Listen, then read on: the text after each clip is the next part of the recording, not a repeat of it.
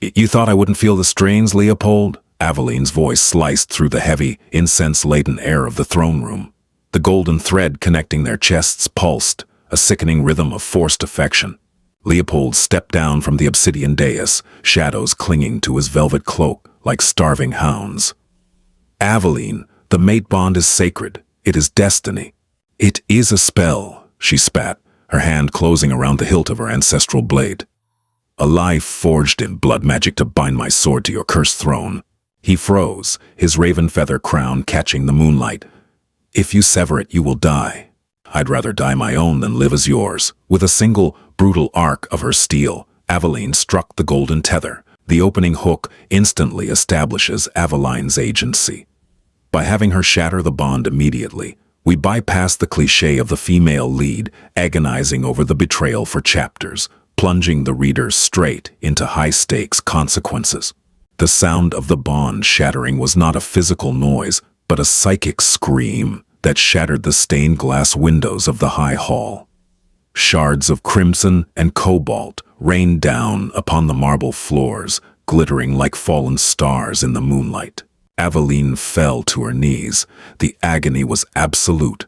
It felt as though a serrated blade had been dragged through her very soul, carving out the space where Leopold's presence had rested for the past 3 moons. She gasped, tasting copper and ash. Her armor, forged of thorn-walled steel, felt impossibly heavy, yet it was the hollow ache in her chest that threatened to pin her to the floor. Above her, Leopold stumbled back. For the first time since she had met the Raven King, his mask of cold, imperious calm fractured. He clawed at his chest, a harsh, guttural sound tearing from his throat. The shadows that constantly writhed at the hem of his cloak surged upward, wrapping around his arms, feeding on his sudden vulnerability. "You fool," he hissed, his eyes flashing a bit of volatile, inhuman violet. "You have unraveled the warding, the curse." Aveline didn't wait to hear the rest. She forced herself upward, her boots slipping on the slick marble and crushed glass. Every instinct, honed by years of brutal training in the northern frost, screamed at her to move. She had expected to die the moment the thread snapped. The fact that she was breathing meant the lore was wrong. Or it meant she was something else entirely. "Guards," Leopold commanded, though his voice lacked its usual booming resonance.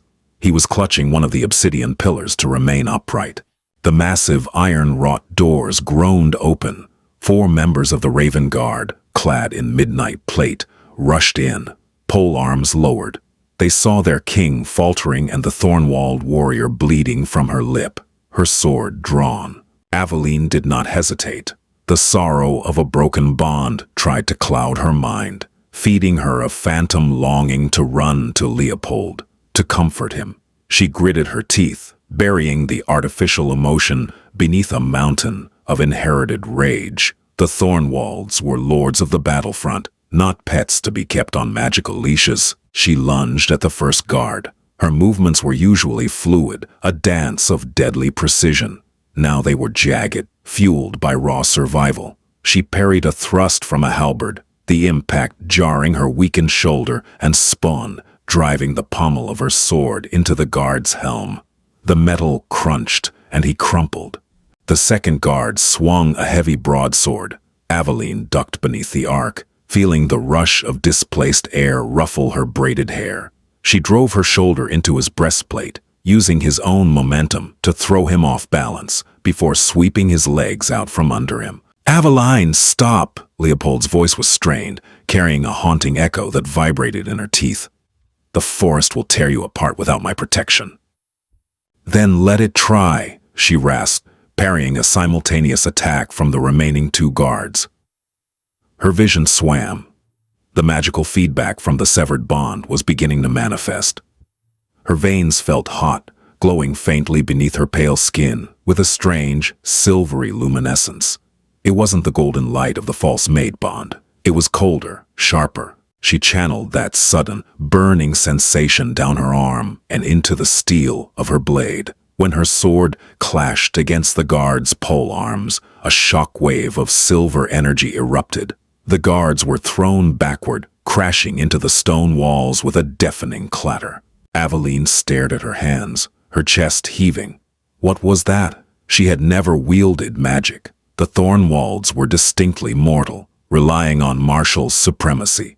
"Do not let her leave the keep," Leopold whispered, his eyes locked on the silver residue clinging to her blade. The shadows around him began to take the shape of massive wings. The curse he bore, the one he claimed the mate bond would cure, was waking up. "Aveline, please." The vulnerability in his voice almost halted her. Almost. She remembered the way he had looked at her the night he realized they were mates. A look not of awe, but of a calculated hunter who had finally trapped his prize. He had needed her noble bloodline, her army, and her life force to hold his dark magic at bay.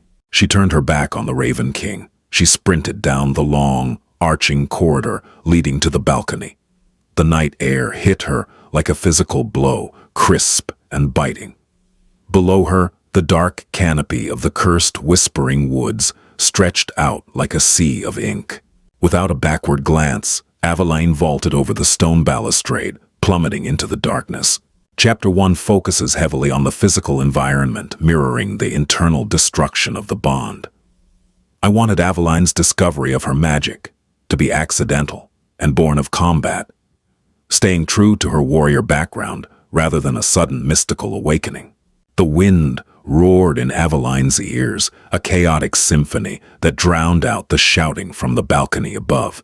She had jumped from the third tier of the Raven's Keep, a drop that would shatter the bones of any ordinary mortal, but the strange, silver energy that had sparked in the throne room was now singing through her veins. It felt like liquid starlight, freezing and exhilarating all at once. As the black canopy of the Whispering Woods rushed up to meet her, Aveline instinctively threw her hands out. She braced for a devastating impact, but the silver magic flared from her palms. It caught the air, slowing her descent just enough. She crashed through the upper branches, pine needles and brittle wood whipping against her armor before she hit the damp, mossy earth of the forest floor. She rolled, groaning as the wind was knocked from her lungs. She lay there for a long moment, staring up through the jagged gaps in the leaves at the monolithic silhouette of the castle. She was alive. The mate bond was gone. The gaping hole in her chest where Leopold's magic had been was already beginning to fill with this new, profound coldness. Aveline forced herself to her feet. The forest was notoriously hostile. Legends claimed the trees themselves fed on trespassers, animated by the same dark magic that cursed the Ravenshire bloodline.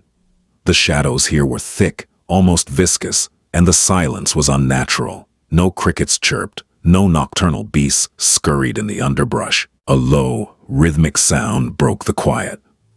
Flap, flap, flap. Aveline drew her sword, the blade glowing faintly with the residue of her newfound power. High in the twisted branches of a dead oak, a massive raven sat watching her. Its eyes were not black, but a piercing, luminous violet, the exact shade of Leopold's eyes. "Spying on me already, Your Grace?" she murmured, her voice steady, despite the tremor in her legs. The raven tilted its head, letting out a harsh caw that sounded disturbingly like a dry laugh. Suddenly, a dozen more pairs of violet eyes snapped open in the darkness.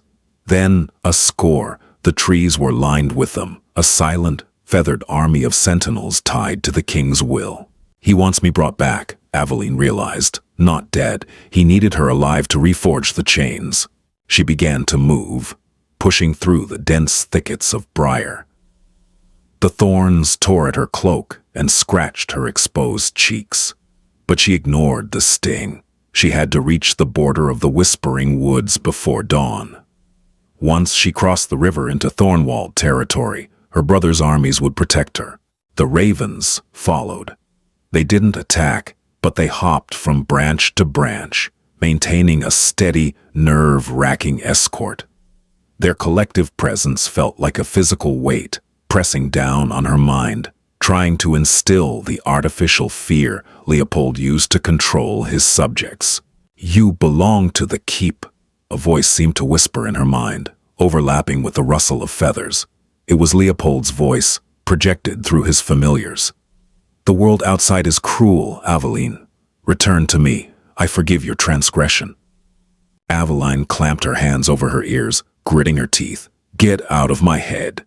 She broke into a run, her boots pounding against the soft earth. The forest seemed to react to her panic. The roots of the ancient trees writhed like sluggish serpents rising from the dirt to snare her ankles. She tripped, catching herself on a mossy boulder, just as a thick, thorny vine whipped out from the darkness, wrapping tightly around her wrist. She slashed at it with her sword, but the steel bounced off the magically hardened bark. The vine pulled, dragging her toward the gaping hollow of a massive, rotting trunk. The ravens above began to shriek, a cacophony of triumph. Aveline's panic spiked, but she refused to yield. She closed her eyes, seeking that well of cold silver within her. She ignored the frantic beating of her heart and focused on the emptiness left by the severed bond. If the bond was meant to suppress this, she thought, then I must let it out. She stopped struggling against the vine. Instead, she took a deep breath, drawing the chill of the forest air into her lungs, and pushed that feeling down her arm. The silver light erupted from her skin, blindingly bright. It coated her arm and flared violently against the thorny vine. The wood hissed and blackened, turning to ash instantly under the touch of her power. The sudden release sent her stumbling backward. The ravens fell silent, several of them taking flight in a chaotic flurry, startled by the display of untethered magic. Aveline held up her hand. The silver light danced between her fingers, beautiful and utterly lethal. This was no king's gift. This was her own. She looked up at the remaining ravens, her gaze hard. "Tell your master," she said, her voice echoing with a strange, harmonic resonance, "that the prey has become the predator." The forest is treated as an extension of Leopold's will, creating a claustrophobic chase sequence. The contrast between his invasive telepathy and Aveline's quiet, internal discovery of her power highlights the theme of autonomy. In the ruined throne room, the silence was heavier than the shattered glass that littered the floor. Leopold Ravenshire knelt amidst the debris, his hands pressed flat against the cold marble. The golden thread that had anchored his soul was gone, leaving behind a ragged, bleeding metaphysical wound. But worse than the pain was the creeping, glacial terror. Without the thorn-walled life force to siphon, the ancestral curse was no longer dormant. The shadows in the room began to lengthen, stretching unnaturally toward him. They whispered in 1,000 dead voices the collective sins of the Ravenshire kings who had ruled before him. Leopold squeezed his eyes shut, his jaw clenched so tightly it ached. He had to maintain control. He was the king. "Sire," a hesitant voice broke through the whispering gloom. Leopold opened his eyes. General Kalen, the commander of the Raven Guard, stood at the threshold of the doors, his eyes averted from the bleeding, vulnerable state of his monarch. The 4 guards Aveline had incapacitated were being dragged away by healers. "Speak, Kalen," Leopold rasped. His voice sounded like grinding stones. He forced himself to stand, refusing to show weakness, though his legs trembled. He pulled his velvet cloak tighter around his broad shoulders to hide the dark, inky veins that were beginning to crawl off his neck. "The trackers. The ravens have found her, sire. She is deep within the Whispering Woods, moving north toward the thorn-walled border." "Bring her back," Leopold commanded, pacing toward the broken stained glass window. The night breeze caught his dark hair, offering no comfort. "Use the hounds if you must, but she is not to be harmed. I need her alive." Kalen hesitated, shifting his weight. "Sire, the ravens report an anomaly. Lady Aveline destroyed one of the ancient snare vines. With magic. They say she wields a light like silver fire." Leopold froze. The air in his lungs turned to ice. "Silver fire," he repeated softly. "Yes, sire. It burned the curse wood to ash." Leopold dismissed the general with a sharp wave of his hand. Once he was alone, he walked to the obsidian dais and collapsed onto the throne. He buried his face in his hands. He had miscalculated. He had miscalculated terribly. 3 moons ago, when the curse had threatened to consume him entirely, the royal seers had told him the only cure was to bond his soul to a vessel of immense, untapped vitality. Aveline Thornwald, the strongest warrior of the northern houses, had been the perfect candidate.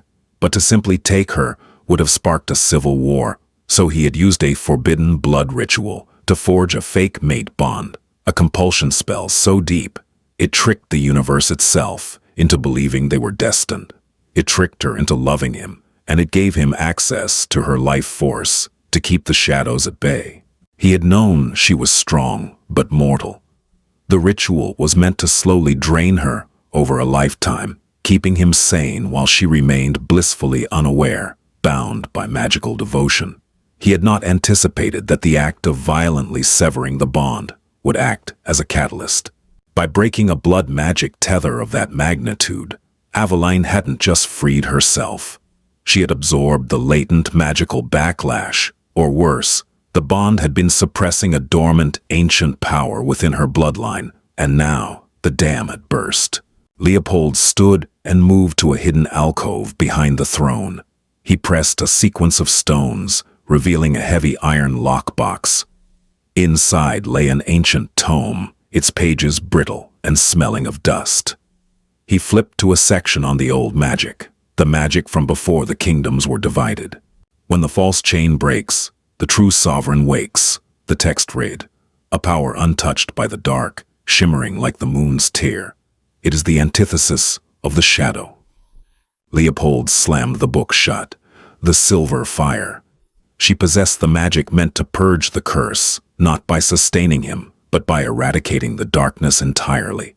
And if she realized what she held, she wouldn't just be running from him, she would be coming back to destroy him. A sharp pain radiated from his chest, and he coughed, a splatter of black blood hitting the pages of the open book. The curse was accelerating. The shadows in the corner of the room coalesced into a humanoid shape, mimicking his posture. It mocked him. He needed her. Not just as a battery anymore. If she truly held the silver fire, she was the only being on the continent capable of ending the Ravenshire curse for good. But she would never trust him now. He had violated her mind and her soul.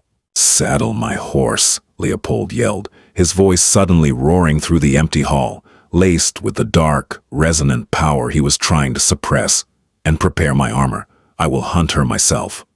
This chapter provides just enough backstory to understand Leopold's desperate motivations without dumping exposition. His realization that his attempt to control Aveline actually unlocked his own potential ruin is the first major plot twist. The Whispering Woods did not easily surrender its prey. For hours, Aveline navigated the suffocating labyrinth of gnarled roots and twisting briars, her breath pluming in the frigid night air. The phantom ache in her chest, the hollowed-out cavern where Leopold's artificial bond had resided, pulsed with a dull, rhythmic throb. It was a phantom limb, an echo of an affection that had never truly been hers, yet the grief of its sudden loss felt sickeningly real. She forced the sorrow down, burying it beneath layers of thorn-walled discipline. The northern snows had taught her that emotion was a luxury on the battlefield. Survival was paramount, yet survival was proving complicated. The silver magic she had unleashed in the keep was not a quiet resident. It hummed beneath her skin, a restless, freezing current that made her muscles twitch and her vision periodically flash with blinding white light. It was as if she had swallowed a falling star and it was demanding to burn. A low, vibrating growl snapped her attention back to the present. Aveline froze, her hand dropping instantly to the hilt of her sword. The sound hadn't come from the underbrush ahead, but from the shadows pooling at the base of a massive ancient hemlock to her left. The shadows there were unnaturally thick, boiling like black water. Slowly, a shape detached itself from the darkness. It was a hound, or at least the crude, nightmarish approximation of one. Its body was composed entirely of writhing black smoke, its eyes burning like twin coals of violet fire. The The scent of ozone and rotting meat washed over her. A shadow hound, the elite trackers of the Raven Guard, creatures conjured directly from the king's cursed bloodline. Leopold had unleashed the beasts. 3 more materialized from the gloom, surrounding her in a loose, deadly circle. They didn't bark, they only emitted that bone-rattling growl. Aveline drew her blade. The steel sang a quiet, deadly note in the stillness. She didn't wait for them to strike. Taking the offensive was the thorn-walled way. She lunged at the nearest hound, swinging a brutal, 2-handed arc aimed at its neck. The blade connected, but instead of the satisfying resistance of flesh and bone, it sheared through empty, freezing air. The hound dissolved into a cloud of black mist around her sword, instantly reforming a pace away. The beast snapped its jaws at her side. Its teeth, solidifying for a fraction of a second, grazed her hip. The cold that tore through her armor and gambeson was absolute, a necrotic frost that burned like acid. Aveline grunted, stumbling back as numbness bloomed across her thigh. Steel won't kill a shadow, she realized, her breath coming in ragged gasps, only light. The hounds pressed their advantage, sensing her hesitation. 2 leapt at her simultaneously from opposite directions. Aveline closed her eyes for a fractured second. She didn't reach for her anger this time. She reached for the emptiness inside her, the void left by the severed bond. She found the well of freezing, liquid starlight and pulled. She threw her hands outward just as the beasts collided with her. Silver fire erupted from her palms in a blinding, concussive wave. It wasn't the warm, golden glow of the false mate bond, but a violent, purifying luminescence. The light hit the shadow hounds like a physical wall of force. The beasts shrieked, a high, unnatural sound like tearing metal. Where the silver light touched their smoky forms, the shadows ignited into white-hot ash. The 2 hounds that had lunged were instantly vaporized, their violet eyes winking out of existence. The remaining 2 scrambled backward, whining, their forms flickering unstably in the radiant glare of Aveline's power. Aveline didn't let up.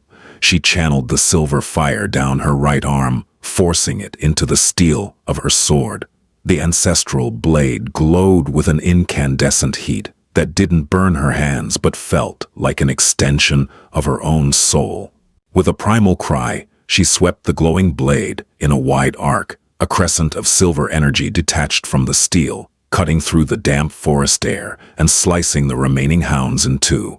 They dissolved into nothingness, leaving behind only the scent of scorched ozone. Aveline dropped to one knee, her chest heaving violently.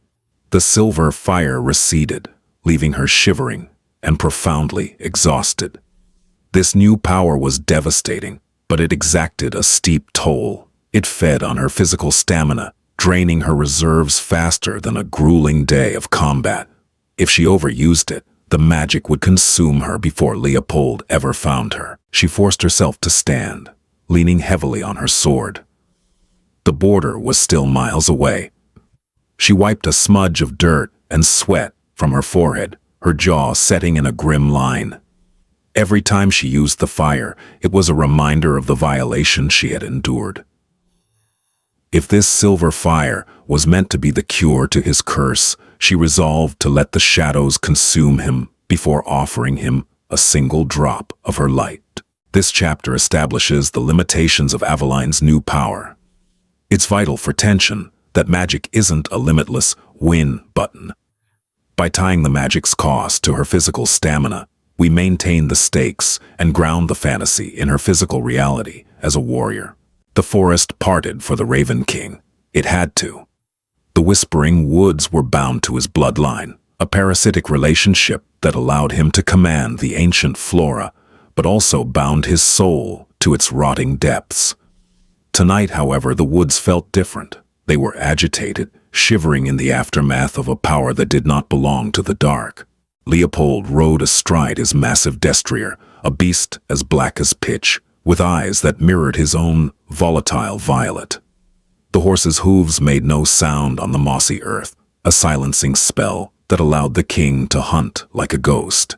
But Leopold felt nothing like a hunter. He felt like a dying man running out of time. He gripped the leather reins until they creaked under his gauntlets. Beneath his heavy velvet cloak and midnight plate armor, the curse was actively carving its way through his veins. The black, inky lines had spread from his chest, crawling up his neck and wrapping around his jawline. Every heartbeat was a drum of agony, a terrifying reminder that his anchor was gone. For 3 months, Aveline's boundless vitality had been a soothing balm over a festering wound.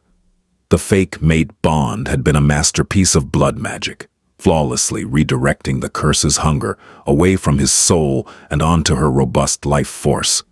He had convinced himself it was a necessary sacrifice for the realm. She was strong, she could bear it. He had even, in his darkest, most secret moments, convinced himself that the affection the spell fabricated was real, that she belonged at his side. Now, the tether was severed, and the shadows were starving.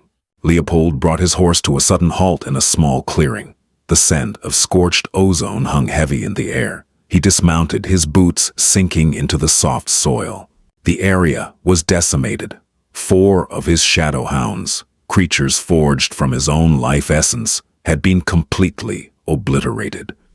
Where they had perished, the ground was not merely burned, it was purified.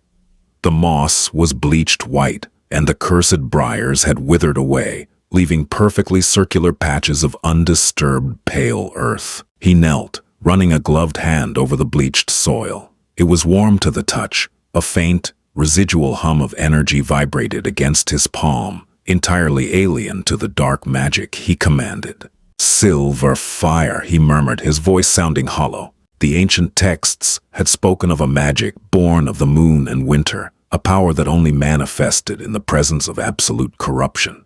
It was meant to be a myth, yet here was the undeniable proof. By forcing the darkest of curses onto a woman of the purest martial spirit, he had unintentionally triggered an evolutionary response in her bloodline. He had created the weapon that could destroy him. Leopold stood, a sudden wave of dizziness washing over him. He stumbled, catching himself against the rough bark of a nearby elm. The shadows beneath the tree immediately slithered upward, wrapping around his armored arm like affectionate vipers. They whispered in his ear, voices of his mad father, his cruel grandfather. "Let it go, Leo. Let the dark in. She is gone. Eat the forest. Eat the world." "Silence," he commanded, his voice trembling with exertion. He forced the shadows back down into the dirt. He touched his chest, right over the spot where the golden thread had anchored. The skin beneath his armor was cold and dead. The physical withdrawal from her presence was staggering. He missed the scent of pine and steel that always clung to her. He missed the defiant tilt of her chin. He had meant to break her will slowly, to make her his queen in truth. But she had shattered the game board before he could even move his knights. He needed to find her. The rationalization twisted in his mind.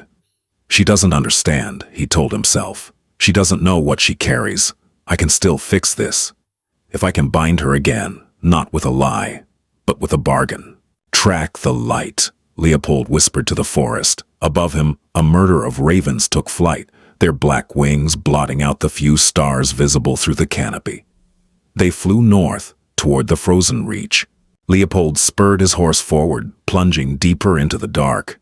He was no longer just chasing his runaway bride. He was chasing his salvation, terrified that when he finally caught it, she would burn him to ashes. This chapter shifts the perspective to humanize Leopold's villainy without excusing it. His internal monologue reveals the toxic rationalization behind his actions, while the physical manifestation of his curse visually represents his decaying control and morality. The trees finally broke, giving way to a jagged cliff face that overlooked the frozen reach. The river was a churning, violent ribbon of black water, acting as the natural border between the cursed lands of the Raven King and the sovereign territory of the Thornwalds. Across the expanse, a mile away, Aveline could see the faint watchfires of her brother's border garrisons. Home.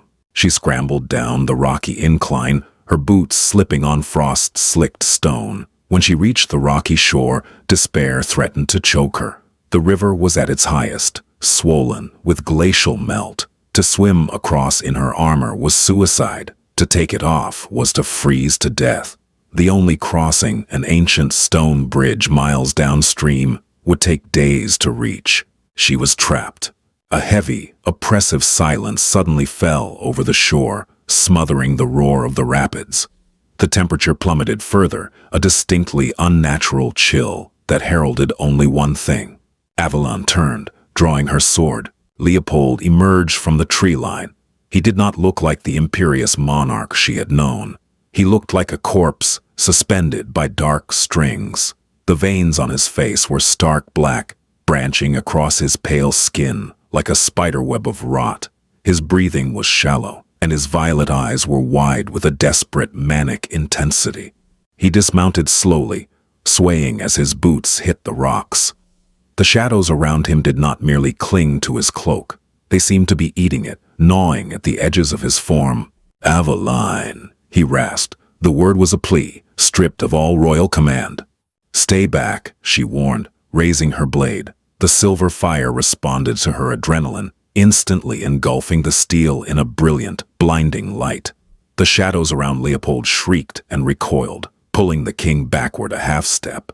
Leopold raised his hands, palms open. "I will not fight you. Look at me, Aveline. Look at what happens without the tether." "I see a monster facing the consequences of his actions," she replied, her voice steady, though her heart hammered against her ribs. "I did it to save the realm," he argued, taking an agonizing step forward. "The curse, it consumes everything. I needed an anchor. I needed you." "You needed a parasite's feast," she shot back, anger flaring hotter than the silver fire. "You stole my mind, Leopold. You manufactured love with blood and lies. There is no justification for ripping away a person's free will." Leopold fell to his knees on the sharp rocks. He clutched his chest, a wet, rattling cough tearing from his throat. He spat a mouthful of black blood onto the stones. "Then kill me," he whispered, looking up at her with eyes that suddenly looked terribly human. "Or if you cross that river, the shadows will consume me tonight. I will become the very nightmare I tried to hold back. Use that fire. End it. End me." Aveline stared at the broken king. For a terrifying second, the ghost of the severed bond tugged at her, whispering that she should run to him, heal him, love him. She gritted her teeth, violently shoving the artificial impulse away. She realized then what he was doing. It was a new manipulation. He was using his impending doom as a weapon, trying to weaponize her inherent nobility against her. If she killed him, she became a kingslayer bearing the guilt of his death. If she stayed, he would find a way to bind her again. "No," she said softly. Leopold blinked, confusion piercing his agony. "No, I am not your executioner, and I am not your savior," Aveline declared. "Your curse is your own to bear." She turned her back to him and faced the raging river. She sheathed her sword. She didn't need steel for this. She closed her eyes, reaching deep into the frozen core of her new magic. She drew it up, channeling every ounce of her strength, her anger, and her will to be free, pushing it down through her legs and into the rocky shore. She slammed her palms onto the wet stones at the water's edge. The silver fire exploded from her hands. It didn't burn, it froze. The violent, churning black water instantly crystallized where the light touched it. The silver energy raced outward across the surface of the river, a shock wave of absolute, purifying frost, with a deafening crack that echoed off the cliffs. A path of solid, glowing silver ice formed, bridging the mile-wide gap to the northern shore. The magic took everything she had. Aveline slumped forward, her vision graying out. But she forced herself up. She stepped onto the silver ice. Behind her, Leopold screamed, a sound of pure, unadulterated loss. He rushed toward the edge, but the moment his boots touched the silver ice, the shadows clinging to him ignited in a flash of white fire, burning his flesh. He was thrown backward onto the rocks, unable to cross the barrier she had created. Aveline did not look back. She walked across the river of glass, leaving the King of Shadows to the darkness of his own making. This climax flips the standard confrontation trope. Leopold tries to manipulate Aveline's morality by offering his life, but her true victory lies in complete detachment. Using her magic not to destroy him, but to forge her own path away from him, finalizes her reclamation of her agency. She discovered their mate. Bond was a lie, so she broke it first, claimed a power no one could touch. Aveline's boots hit the snow-dusted soil of the northern shore. The moment her feet left the silver ice, the adrenaline that had fueled her flight evaporated, leaving behind a crushing, paralyzing exhaustion. The world tilted on its axis. The watchfires of her homeland, which had looked so warm from across the gorge, blurred into streaks of orange light. She collapsed, her heavy armor dragging her down into the unforgiving frost. She expected the darkness to take her, but the crunch of heavy boots in the snow pulled her back to consciousness. A lantern swung wildly in the periphery of her vision. By the ancestors, it's her. Lower the halberds, you fools. It's Lady Aveline. The voice was rough, familiar, and thick with disbelief. Aveline forced her eyes open to see the scarred, bearded face of her older brother, Lord Cale Thornwald. He dropped his lantern, falling to his knees beside her. His thick fur cloak swept the snow as he pulled her armored frame into his arms. "Aveline," Cale breathed, his voice cracking. "We thought you were dead. When the Raven King announced the mate bond, we thought you were lost to his dark court forever." "It was a lie, Cale," she gasped, her voice barely a whisper against the howling northern wind. "The bond, it was blood magic, a tether to feed his curse." Cale's face hardened, a terrifying, cold fury replacing his relief. He signaled to his guards, "Bring a litter, get her to the fortress immediately, and double the watch on the river." They carried her to Winter's Edge, the ancestral keep of the Thornwalds. It was a fortress carved directly into the side of a mountain, a place of pragmatism and stone, devoid of the haunting, cursed luxury of Leopold's domain. They laid her on a heavy oak table in the war room, stripping away her frost-bitten armor, while Cale barked orders for healers and hot broth. As a healer approached with a poultice, Aveline winced, a sudden spasm of pain radiating from her chest. Without thinking, she pushed the healer away. As she did, the residual magic flared. A wisp of silver fire danced across her knuckles, casting a stark, blinding light across the dimly lit war room. The healer shrieked and scrambled backward. Kyle froze, his hand dropping to the hilt of his broadsword. The silence in the room was absolute, broken only by the crackle of the hearth fire. "Leave us," Cale commanded the healers and guards. His voice was low, devoid of its usual booming authority. Once the heavy wooden doors thudded shut, Cale turned back to his sister, his eyes fixed on her hand where the silver light slowly faded. He looked terrified. "You severed the bond yourself," he stated. "It wasn't a question." "I had to," Aveline said, pushing herself up onto her elbows, her muscles screaming in protest. "He was draining me, but when the thread snapped, this power woke up. It burns the shadows, Cale. It obliterated his hounds. I used it to freeze the river." Cale didn't look triumphant. He looked like a man watching an avalanche descend upon his home. He pulled a heavy iron key from his tunic and walked to a reinforced iron cabinet in the corner of the room, unlocking it with trembling hands. He withdrew a decaying leather-bound journal and dropped it onto the table beside her. "The history of our house is built on a lie, Aveline," Cale said, his voice heavy with ancient shame. "We are not just warriors of the North. Long before the kingdom split, the Thornwalds were the wardens.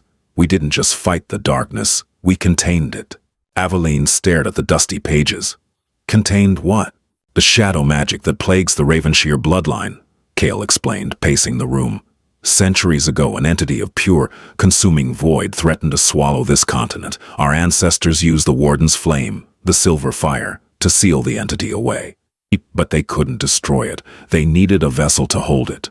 Aveline's breath hitched. The pieces were falling into place, a horrifying puzzle assembling in her mind. "The Ravenshires." "Yes," Cale whispered. "The first Raven King volunteered his bloodline to act as the living prison for the shadow. on the condition that the Thornwalds would stand guard, ready to execute them if the entity ever broke free. We were their jailers. But over the centuries, the truth was lost to myth. The flame went dormant in our bloodline because the seal held. Until Leopold's curse grew too strong, Aveline realized, nausea rolling in her stomach. He didn't just need a battery, he subconsciously sought out the one bloodline capable of suppressing the dark. By tricking the universe into binding us. He tied the prison directly to the lock, Kyle finished grimly. And when you broke that bond violently, you didn't just free yourself, you shattered the ancient seal entirely. The silver fire woke up because the world is no longer safe. Aveline looked down at her hands. She had thought she was claiming her freedom. Instead, she had broken the only cage holding back an apocalypse. We have to prepare the armies, Aveline said, swinging her legs off the table, ignoring the agony in her limbs. If the seal is broken, Leopold won't just die. The thing inside him will take over. Cale shook his head, pointing toward the narrow slit window that looked out over the valley toward the river. Armies cannot fight the void, sister, and I fear we are already too late. The lore drop here recontextualizes the entire conflict. Aveline isn't just a victim who gained magic. She is the descendant of the ultimate jailers. This twists Leopold's actions. He inadvertently unlocked the only power capable of destroying his lineage's ancient burden. Aveline rushed to the narrow window, leaning heavily against the freezing stone. From the high vantage point of Winter's Edge, she could see the entire expanse of the valley leading down to the frozen reach. The sun was supposed to be rising, painting the dawn sky in hues of pale pink and gold. Instead, a massive, unnatural storm front was rolling across the horizon, bleeding out from the whispering woods.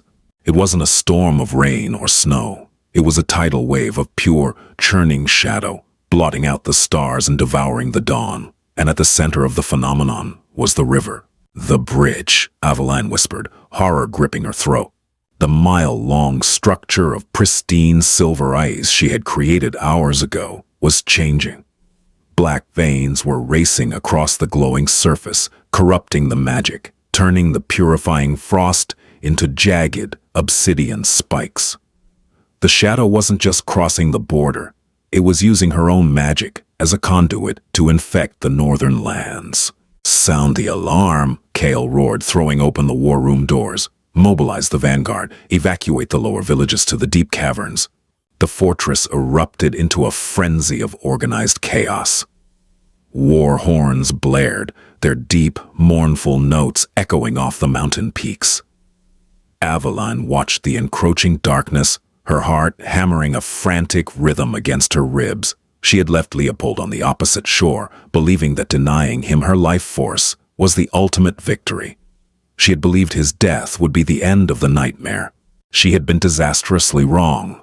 By abandoning him without finishing the job, she had allowed the ancient entity trapped within his bloodline to finally break its host. Leopold Ravenshire, the arrogant, manipulative king who had stolen her autonomy, was gone. What remained was the raw, unbridled void that her ancestors had sacrificed everything to contain. Aveline turned away from the window. She didn't reach for her standard armor. It was too heavy, too slow, and entirely useless against a foe that fed on physical matter. Instead, she moved to the armory and selected a lightweight chain shirt forged of pale star metal, a ceremonial piece meant only for the high lords of her house. She strapped her ancestral sword to her waist, the blade already humming with a faint, anxious silver resonance. "What are you doing?" Kyle demanded, catching her by the arm as she headed for the courtyard. The courtyard was teeming with soldiers, their faces pale and drawn as they watched the sky turn black above them. "I am going back to the river," Aveline said, her voice terrifyingly calm. "I broke the seal, Cale. It is my responsibility to forge a new one." "You cannot fight a god of shadows alone," Cale argued, his grip tightening. "The army will hold the choke points. We will fight it together." "Conventional weapons will only feed it," Aveline countered, pulling her arm free. "You read the journal. Only the warden's flame can contain the void. If your men march down there, they will be slaughtered, and their life force will only make it stronger. You must hold the people here and protect the keep." Kale looked at her, his eyes shining with unshed tears. He saw the cold, unyielding resolve of the ancient wardens burning in his sister's gaze. He knew she was right, but it didn't make the letting go any easier. Slowly, he nodded, stepping back. Aveline mounted a white destrier, digging her heels into the horse's flanks. She rode hard down the winding mountain path, racing against the encroaching darkness.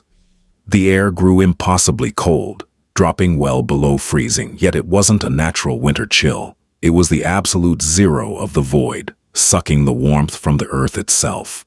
As she reached the valley floor, the first tendrils of shadow breached the northern tree line.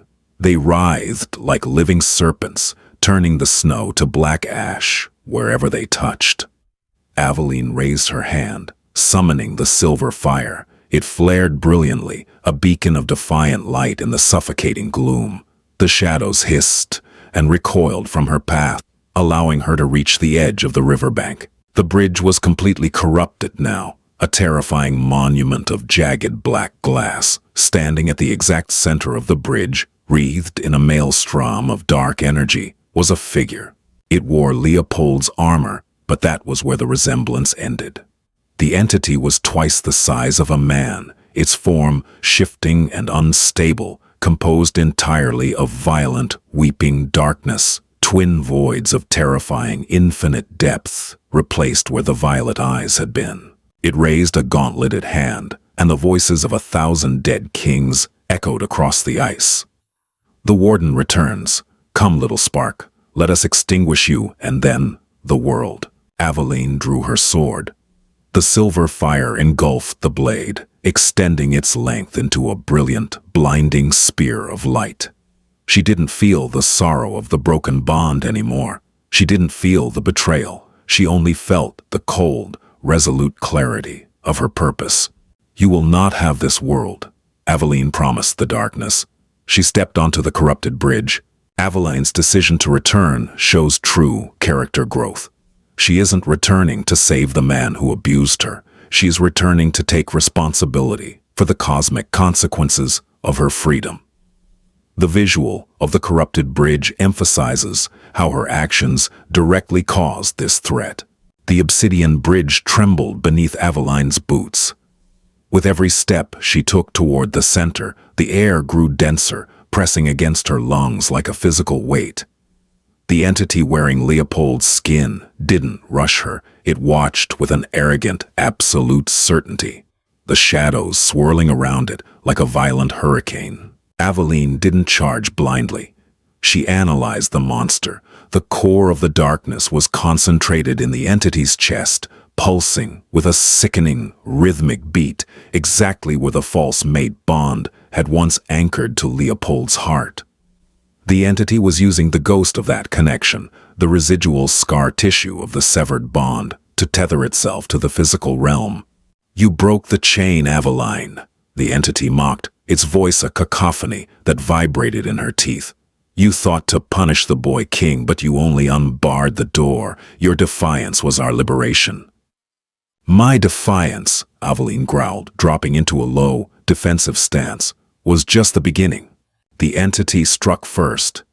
It didn't swing a sword. It unleashed a torrent of pure, concussive shadow. Aveline brought her glowing blade up, catching the blast. The impact was titanic, sliding her backward across the slick, corrupted ice. The silver fire flared, burning away the dark energy, but the sheer force of the blow left her arms trembling. She pushed forward, closing the distance. She swung her sword in a brutal arc, the silver fire leaving a trailing crescent in the air. The entity simply absorbed the blow, catching the glowing blade in its dark, armored palm. The silver fire sizzled, burning the shadows, but the entity didn't flinch. "You are a single candle in a hurricane," it whispered, leaning in close. The cold radiating from it was absolute. "Burn out." The shadows lashed out, wrapping around Aveline's wrists and throat, lifting her off the ice. She choked, her vision spotting with blackness. The The silver fire sputtered, fighting a losing battle against the overwhelming tide of the void. She could feel it draining her, feeding on her life force just as Leopold had tried to do. But as the darkness pressed in, Aveline didn't panic. She remembered the lesson she had learned in the keep. If the bond was meant to suppress this, then I must let it out. She stopped fighting the shadows. She stopped trying to hack her way out with steel. Instead, she closed her eyes and looked inward, past the pain, past the suffocation, down to the deepest, coldest depths of her soul. She found the wellspring of the warden's flame, and instead of pushing it into her sword, she pulled it into her own heart. She forced the silver fire into the phantom wound where the mate bond had been. The reaction was instantaneous and apocalyptic. The silver fire didn't just flare, it detonated. A shockwave of pure, blinding starlight erupted from Aveline's chest. The shadows gripping her were vaporized instantly, screaming as they were eradicated. Aveline dropped to the ice, landing gracefully on one knee. The entity stumbled back, roaring in agony, its form flickering violently. The blast had burned away the outer layer of shadow, revealing a glimpse of Leopold's pale, agonizing face beneath the void. Aveline didn't give it time to recover. She drove her sword downward, plunging the silver-infused steel not into the entity, but directly into the center of the corrupted bridge. "I am Aveline of House Thornwald," she screamed, her voice harmonizing with the ancient, echoing tones of the first wardens. "And I claim the right of the seal."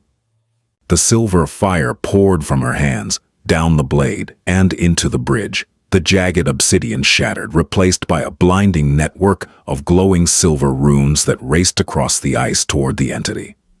The runes formed a massive, intricate circle around the monster, acting as a magical containment field. The entity thrashed against the borders of the runes, shrieking as the light burned it. But the silver fire was relentless. It began to strip the shadows away, pulling them down into the ice, dragging the void back into the earth from whence it came. The process was agonizing to watch. The entity tore at itself, but the warden's magic was absolute. With a final, deafening implosion of sound and light, the shadow was ripped entirely from its host and pulled into the glowing runes, which instantly solidified into unbreakable, heavy silver chains bound deep within the bedrock of the river. The blast of displaced air knocked Aveline backward. When she looked up, the darkness had vanished. The dawn broke over the mountains, bathing the valley in golden light. The bridge of ice was gone, shattered into harmless, glittering snow. On the far shore, collapsed on the rocky bank, was Leopold. He was stripped of his armor, his crown, and his magic. He was mortal, weak, and entirely alone, coughing violently as he clutched his chest. Aveline stood on the northern shore.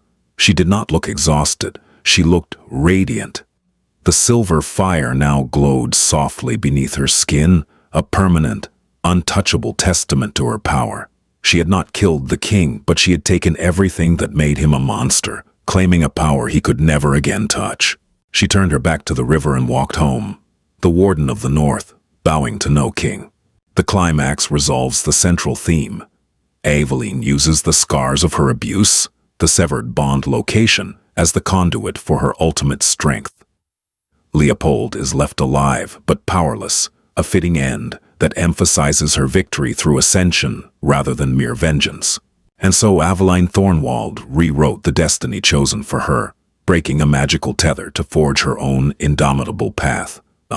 She proved that true power isn't stolen through deception or forced through chains, but claimed through courage and the absolute refusal to be contained by the shadows of others. The Warden's flame now burns eternal, a beacon of autonomy in a dark world. If Aveline's journey of fierce independence and high-stakes magic kept you on the edge of your seat, please don't forget to like, share, and subscribe for more epic, empowering dark fantasy tales. Your support fuels the magic.